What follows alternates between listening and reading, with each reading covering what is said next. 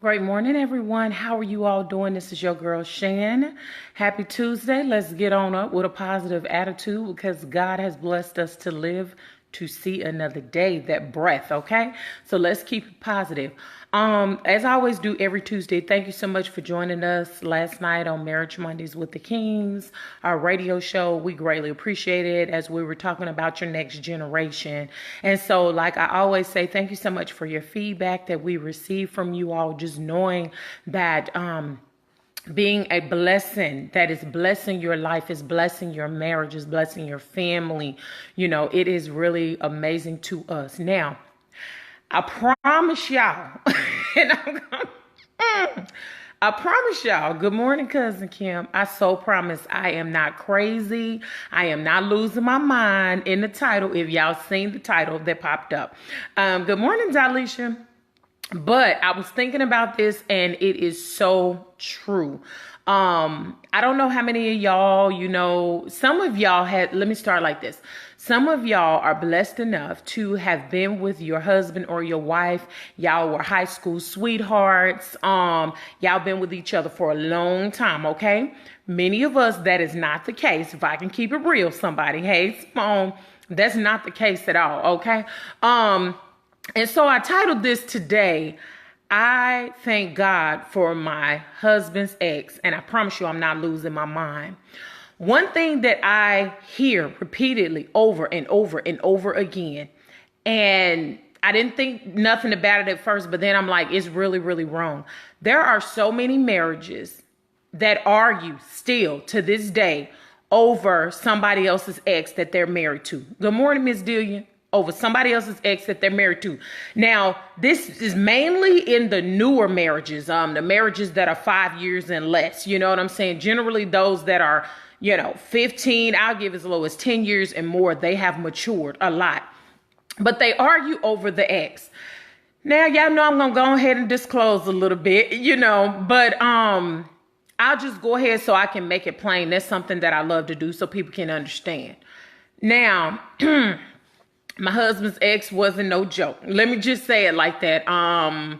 Because I want to say, yeah, when me and my husband met, we were both in the military, and baby, she wasn't no joke. And me and my husband went through a lot of things because of her. And it was very negative. But where I say I thank God for her, I'm trying not to get ahead of myself. Let me stay where I am. So anywho, people argue, and I know for me being the second wife of my husband, I kind of wanted to know, because I'm that type of person, like what led to the divorce and, all this other kind of stuff. Because one thing I did not want to happen is that our marriage end up in divorce. And so I was asking him these questions because I wanted to see and learn what his triggers was. What are some of the things that she did that made him so mad and stuff like that?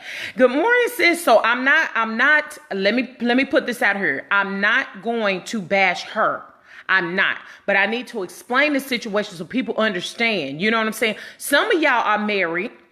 Let's keep it real. And you still arguing over an ex-boyfriend or ex-girlfriend of your spouse, and y'all been married 20 something years. It comes up in arguments. Why? I don't know. However, we went through a whole lot in the negative piece where I thank God for my husband's ex-wife is because if she didn't do the things that she did, I wouldn't be married to him now. I'm just going to be honest and put it out there. Do I like anybody's marriage to end in divorce? No, I do not. However, if she didn't do the things she did, I wouldn't be married to him now. You know how often me and my husband say on our radio show or even on here, how I say we marry people that we weren't supposed to marry. We marry people that God didn't have for us to marry. We jump into marriage because of situations. We jump into because of lust. We jump into marriage. There's so many reasons why people jump into a marriage. You know what I'm saying? And so I wanted to make sure by asking my husband about his ex-wife and the things that she did in the marriage is that we did not go down that same road. Like I always say, for those people who grew up, and I'm going to use this analogy, analogies are my husband's thing, but I'm going to use this analogy. You know how I talk about hitting your pinky toe on the corner of that iron bed. You know what I'm saying? that hurts. And you don't want to relive that pain over and over again in your head. So that's why I would ask him these questions. Now, most people would ask their spouse questions, and it may start off like this, but it shows back up in an argument, And so let me go ahead and talk about this. This is why this whole video came up. I was having a conversation with a friend of mine that I've been knowing for some time, and it's looking like that her marriage may be going down divorce road. I'm just going to be honest. And so in that conversation, this was brought back to my remembrance. One of the things, and I've never been divorced, but one of the things that I often hear that people who have been divorced won't is they fight, good morning, Alex, over money. They fight over the material possessions in which they had in the marriage. Hey, Renata, in which they had in the marriage. And they will fight over the children. But most is because they want their children. So I will say that. But what I've seen is the other people that don't really want their children, they want the child to punish the person in which they're getting a divorce from. Those are the three things that I've seen. So my husband was having a conversation with me. This was years ago. And we was talking about divorce and stuff. And he said, the thing that really hurt me the most is this. I said, what is that? And he said that they were married for almost 6 years. She worked for 2 months out of the 6 years. And he said everything that we had was because of the money that I made, you know what I'm saying, that I brought into the house and blah, blah, blah. And that really hurt him because he said, I left home at 17. I joined the military at 17 and I've been working my butt off. He said, and I just don't understand how somebody else can just come and boom, just get everything. And so I heard his anger. I heard his frustration in his voice when he was talking about it and stuff like that. And I remember saying these words, and this was the encouragement that I gave my girlfriend. I said, look, because I was telling her the same story. I said, look, I said, baby, I said, I understand, because I think he left out of that divorce with his car and then, of course, paying child support for his daughter because he really wanted his daughter, but he knew that he was overseas and that was a losing battle. Hey, Lisa. And so I remember telling my husband this. I said, look here. And I might have been 20 years old, I'm thinking. I said, look, I said, this is one thing that I do know. I said, God will bless you with more than you ever lost. God will bless you over an abundance with more than you ever lost. I said, so I know the material possessions is hard, but don't focus on it. I said, just keep on pushing forward. You know, God is going to bless you in spite of. And so as me and my girlfriend was walking out of our home, because she came here to our home and I was telling her this story, I told her, I said, turn around and look. I said, this is one of our biggest blessings that God has blessed my husband with. And not to testify for my husband, but if anybody really know the Kings, we always grinding for the next thing, balancing out the relationship with our kids. When I say I thank God for my husband's ex-wife, yes, there used to be some arguments. That chick used to call me out my name. She did all kind of stuff. But see, this is what I know about God. God will bless his children. You know what I'm saying? God will bless those who are obedient to him. And see, what I have seen, even though I've never been through a divorce, what I have seen is I have seen people getting blessed. I have seen God blessing, like my good girlfriends engaged right now. They about to get married. You know, we have homeboys that have been done straight up dirty. I've told y'all about some of them, but God has blessed them with the person in whom he created for them. That's why I always share with singles and my husband. Don't be so quick to jump into a marriage. Look at some things. And anybody who is married on here will tell you the same exact thing. Look at some things. Have your eyes open. Don't get played. But if you're doing it because you feel like you've lost so much, and I'm sure there are many on here that may be in the same situation. You may be a second wife or a third husband, or whatever the case may be. Most people call marriage trial and error. I don't believe in that. One thing that I told my husband straight after gate, I said, look, before he even proposed to me and he was all serious and stuff, I said, look here. I said, and you know, I gave him my red flags. These are my boundaries, or whatever the case may be. I said, but this is the thing that I need you to understand. I am not trying to get divorced. I said, so if you want to marry me, we in this thing for the long run. I said, that's just where I am at. Did we go through our ups and downs? Did we say the D word about 4 times in our marriage? Yes, we did. But we got to understand that in which we were with in our past, I had one too. You know what I'm saying? I came into I got a baby daddy out there, whatever. devil, which I hate that term, but I got a baby daddy out there. But baby, what I didn't do is I didn't spend so much time. And let me holler at somebody, because y'all know I'm about to go here. I didn't spend so much time focusing on the hurt of the things that he did to me. You see what I'm saying? I didn't do that. I kept pressing forward because I was raised in the church and I believe in God. And I was like, God, okay, let me keep my focus on my child. And I kept pressing forward. See, some of the marriages nowadays are not making it because you're too busy worrying about the past. And see, I'm going to give another illustration. If you're standing there, your wife or your husband is your future facing forward, but you too busy got your neck all craned and turned around because you're too busy worrying about the past. When you worry about the past, you argue about the past. Like I always used to tell my husband in arguments, why are we arguing about the past? I say, because it ain't nothing we can do to go back and change it. And so there are so many marriages right now that are being destroyed because you're worrying about the past. You arguing over who your husband used to be with. You're arguing over who your wife used to be with. Oh, the past, the past, the past. Let me even put this out here, and I ain't trying to dog on my singles, but I'm just trying to keep it real. Some of y'all can't move forward. Y'all praying out to God. Hey, Sister Lolo, y'all praying out to God. God, help me. God, I want a man. God, send me my Boaz. Send me my Ruth. You praying and crying out to God. God has sent you the person right up in your face, so close up in your face, you could just be touched right on the nose. You know what I'm saying? He done sent you the person that he done created for you, but you too busy worrying about your past and what your ex did in your past, whether it be your boyfriend or your husband. You ain't even open and got the blinders off your eyes to recognize the blessing that God has set there right in front of you. There are so many people that I know, they've been married to their good thing. And then God will send them another one. You know what I'm saying? But you so focused on your past because you can't get past your past. You find any excuse. Now, this is what I don't understand. Lord, help me somebody. This is what I don't understand. How is it that you got you a good man or you got you a good woman, but because you don't realize that your mind is so connected to the past and you can't move forward, it is so blind that you can't even see what it is that you have in front of you. You tend to recognize it once it's gone. And that's what bothers me about society today. We do not appreciate that in which God has blessed us with. We only see the appreciation when God say, oh, okay, you're going to treat my daughter like this? You're going to treat my son like this? Okay, boop. And then that person is gone. And then you want to act a whole fool and you want to destroy their life with the new person in whom they moved in with. You want to be out here in these streets. You want to be dogging them. You want to be talking about them, talking about, oh, they didn't do this. Well, I left her or he left me. He just up and left me. No, baby, you didn't realize the blessing in which God set in front of you. There are so many people that's sitting out here complaining nowadays. And I'm just looking like, I'm telling you, I try not to say it out loud. I'm telling you, you complain about what you got. Do you know I got me some good single girlfriends? I'm thinking about one right now in my mind that I could match them up with. But see, God ain't called me and my husband be matchmakers. So we ain't even, we've been asked.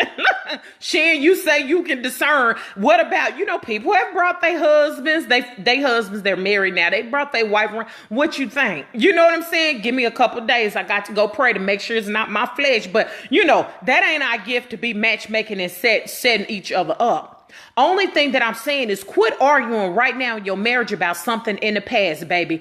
We do not have a time machine. See, some of y'all grew up in, what's that doggone, it was a Back to the Future. Some of y'all grew up in the Back to the Future era, baby. You can't get in no time machine and go back and try to change anything, okay? The only thing we can do is learn from it. The only thing we can do is allow the hurt from our past to make us stronger. Allow us to move forward in the foundation. Trust and have faith in God that we are going to have better and more. See, God said it in his word, but people ain't even believing it. Baby, when I tell you, when I met my husband, and see, because some people get with people because of money. See, Jesus, let me preach for a minute. See, some of y'all get with people because of the money and the material possessions that y'all see. Or if they ain't got no money, I don't want to be with them. But you do not understand how God will place you with your spouse to build. You see what I'm saying? When I first met my husband, and he told me straight up, he said, look, I just came out of divorce. He said, I don't have no money. And I remember telling him, I said, I'm not getting with you because of no money. I said, okay, what is that supposed to mean? I think my baby had 80 something dollars in his account. And I remember it was my birthday, and he went to the commissary with the last $80 that he had, and he came home and made me the best lobster meal that he knew how to make. That's when I told y'all he had the Christmas lights around the table. See that right there? Hey, Krista, see that right there speaks volumes when you concentrate on the little things of the heart. I wasn't looking at my husband's money. What I seen in my husband was potential, baby. And anybody who has ever been around my husband talk very highly of him. See, we got to understand that we can't attach ourselves to the past. But I will tell you this. I will share this with somebody for those who are going through this very situation right now. We have to be careful. That's why I always tell people, when you get a divorce, give yourself time to heal. Give yourself time to know who you are. See, share this word with somebody. Give yourself time to know who you are. And the reason why I say this, hey, Tamara, is because you don't understand where you'll be sitting up here hurting your spouse for something that your ex did. And I'm so glad that I asked my husband about the things that he went through in his marriage with his ex, because what I had to do with my hot-headed self when we would get into arguments, I had to sit back and think. I processed after the fact. And so when it came up the next time we was arguing, I said, hold on. I said, you are punishing me for something that your ex-wife did. And I used to say that all the time. He'd be like, don't be bringing up anything about my ex-wife. This is the here and now. Me and you are married. Hold on, homeboy. Because of the pain of that pinky toe that you hit on that iron bed back in the day, you are punishing me for that pain. And so it started getting better, and it started getting better because my husband came to the realization, because I wouldn't argue with him. I put that out there and I sit back and I would shut up. Because see, for most men, see, we be wanting women, we be wanting to answer right then. For most men, it take them about 2 or 3 days. You know how you talk to your husband about something? Let me give a good old example, and y'all can feel me on it. You tell your husband something, yeah, baby, my auntie's supposed to be coming up here. She's supposed to be here in a week. I'm just going to throw that as an example and stuff like that. And then he turn around, he be like, oh, now what you say? What you say? And you just like, how many times I got to repeat myself? And it's irritating because he act like he didn't hear you. Or when your husband will ask you something, he suggests something to you, right? And then you sit up here and you like, well, baby, I think we should do this, and this. This is what my homegirl taught me. And I thank God for my homegirl down in Arizona. So, baby, I think we should do this, and this when it comes to the house. You know, it don't make no sense spending extra money. Let's do this. And so a whole 2 weeks and it passed by. You hear him talking to his homeboy. He like, yeah, man, you know, I was thinking, man, we need to do this. We need to do blah, blah, blah, blah, blah. You know, that's what I'm going to tell my wife. I'm going to go in. And then he comes in and he tells you and repeats back to you everything that you said. And you're looking at him like, Joker, I just told you that. Don't be trying to take credit for stuff I just told you 2 weeks ago. And my homegirl always say, so wives, listen up. Let them have it. Let them have it. Let them take the credit. You ain't got to take no credit. When it comes to things about this house, when we rebuild our house after the fire, people come in now and they say, oh, this is so nice. You know, me and my husband had to argue over a few things because it just didn't make no sense. Let them have it. But if you get nothing out of this video today, this is what I need you to get. Stop arguing about the past. If it's something where you beginning to talk and have a conversation or argue with your spouse and it's got to do with the past, leave it alone. Even the word of God tells us to forget that which lies behind us. It's nothing we can do about it. So if they want to continue to argue and you got that kind of spouse, whether you are a man or a woman right now listening, all you got to do is say, we can't go back and change the past, and just be quiet. You ain't got to argue back, because time after time, they're going to start thinking this. But what I encourage you is learn from the pains of the past and let it be your strength, okay? I understand all the pain, the embarrassment that I went through when it came to my to the guy that I was with, that I had my son by, whatever the case may be. But baby, guess what? My son is 22 years old. It ain't nothing I could do about that situation. I can't go back in time 23 years. You know what I'm saying? And have this conversation. No. What is it going to benefit me? So y'all quit arguing over stuff that you cannot control. It is your past. I want you to learn. I thank God for my husband's ex, even though she put us through hell on earth. You hear me? I'm just keeping it real. I thank God for her because she treated him bad. But then he started to recognize a woman who was treating him good. She didn't have his back, but then he started to recognize how his wife was holding him down. He didn't understand it at first, but now he got it. You know what I'm saying? He know I'm not going to stab him in his back. He know I ain't going to show up in his face talking about how I'm about to go sleep with some guys and go take him home and sleep in your bed and all this other kind of tomfoolery. My husband trusts me 100%, but that's because he had to let go of the hurt of the past. Go ahead and get over the hurt. It's not easy process or easy thing to do. Get over that hurt and allow God to carry you and take you forward, okay? If you desire to have a blessed marriage, let go of the things of the past, baby. You can't change it. And if you are in a situation such as I want you to sit back and reflect. What is it, whether it be you or your husband, that they had an ex or ex-boyfriend, girlfriend? Because, some of them jokers keep trying to pop up. You know what I'm saying? My husband's ex, I already know, baby, don't you try it. Don't you try it, honey. And the only thing that was binding them together after they got a divorce was their child, in which I still supported like that baby was mine. I still did for that baby just like it was mine, even though his ex-wife took the things for herself, but that's a whole nother situation. You know what I'm saying? I will tell you this. If you are one, and I promise you, this is my last, I'm closing out my sermon. Like the pastors would say, this is my third closing. If you are that one who you are worried about what people are going to think and say about you, if you feel like you tried your best in the marriage in which you was with, you tried your best with that individual in which you was with, this is one thing that I will tell you.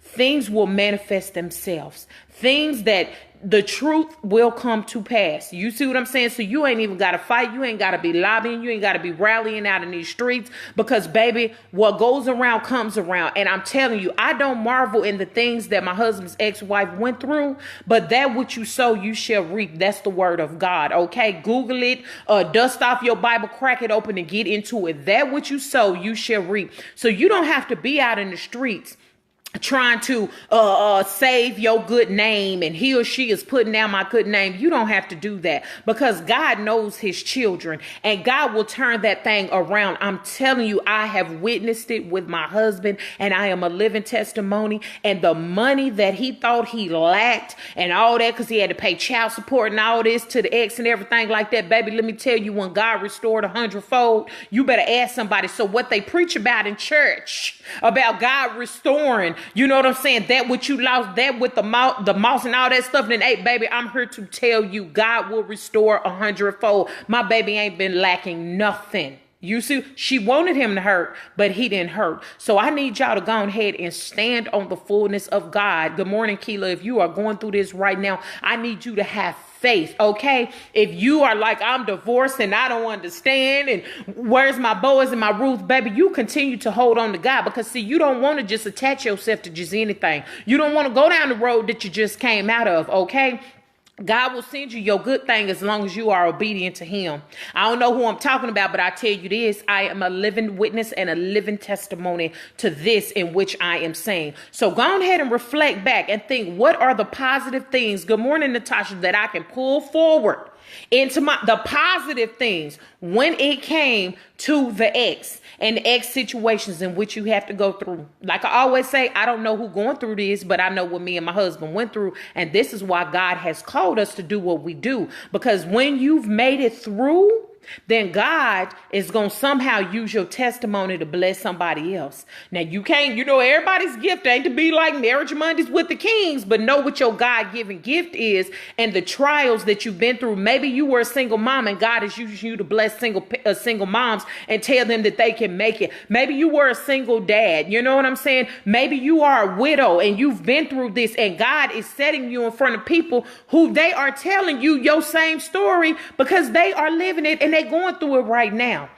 So don't be bitter because of the hurt and the anger of the past, baby. You can't live your best life and have your best marriage handcuffing yourself to your past. All right. I don't care what the past may be. It may be somebody in your family. It ain't no telling, but don't handcuff yourself to the past. Know that God is going to turn this thing around 180 degrees, baby, and send you in a blessed direction. Okay. So y'all go ahead and have a blessed day. Don't let anybody steal your joy. Like I always say, share this because it's free. free. I'm a purpose to come back in a few minutes, and I'm going to respond back to every comment. That is something that I like to do because y'all, as the coffee group, get up and y'all support me. Y'all support me and my husband, Marriage Mondays with the Kings, and we thank you because when time a lot, that's what I try to do, okay? Now, your girl, she ain't going to be back with y'all tomorrow. Be a blessing to somebody and not a curse. Y'all have a blessed day, all right? Blessings to you.